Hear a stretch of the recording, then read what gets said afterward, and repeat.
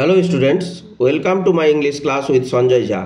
এখন আমি তোমাদের ক্লাস 12-এর যে পোয়েম আছে শেক্সপিয়ারের লেখা shall I compare thee to a summer's day by William Shakespeare, এই পোয়েমটা থেকে তোমাদের এইচএস এক্সামের জন্য 10টা কোশ্চেন রেডি করেছি। এই 10টা কোশ্চেন এসএ টাইপের 1 মার্কের, তবে এসএ টাইপের কাজে লাগবে আর ডেসক্রিপটিভ টাইপের সাথে যে ছোট 1 মার্কের জুড়ে দেওয়া হয় তাতেও তোমাদের কাজ দিবে। চলো কোশ্চেনের অ্যান্সারগুলো দেখি।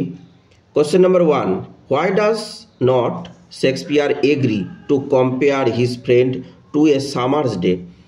কেন শেক্সপিয়ার সম্মত নয় যে তার বন্ধুরকে একটা সামার্স ডের সাথে তুলনা করতে? Because his friend is more lovely and temperate than a summer's day.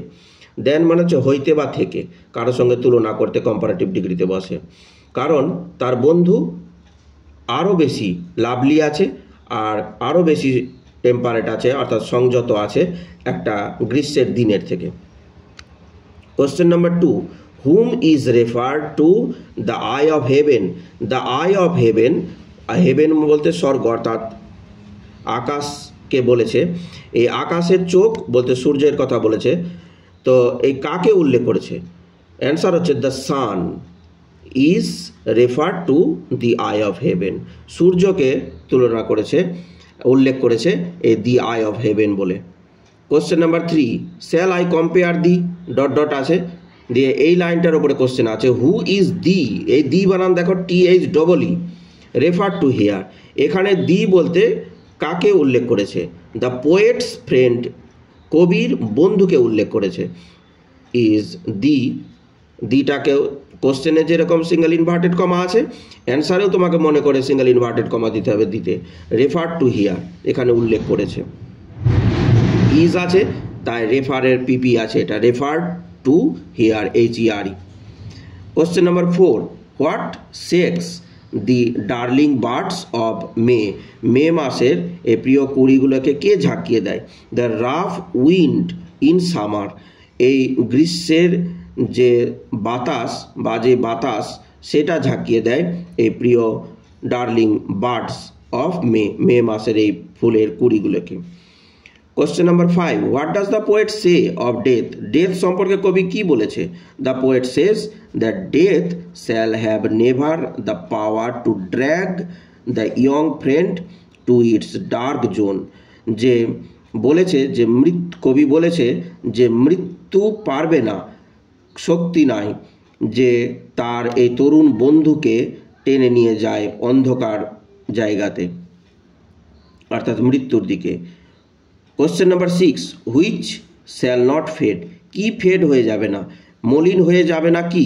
The beauty of the beloved friend, এই প্রিয় বন্ধুর যে সৌন্দর্য, অফ দ্য পোয়েট কবির, অর্থাৎ কবির প্রিয় বন্ধুর যে সৌন্দর্য সেটা শ্যাল নেভার ফেড, কখনোই মিলিয়ে যাবে না। Question number 7, what is the number of this sonnet? এই সোনেটটার নাম্বার কত? কত নম্বর সোনেট এটা? দিস সোনেট ইজ নাম্বার 18, এটা 18 number sonnet. Question number 8, who is refer to gold complexion? Gold complexion বলতে কাকে বুঝিয়েছে?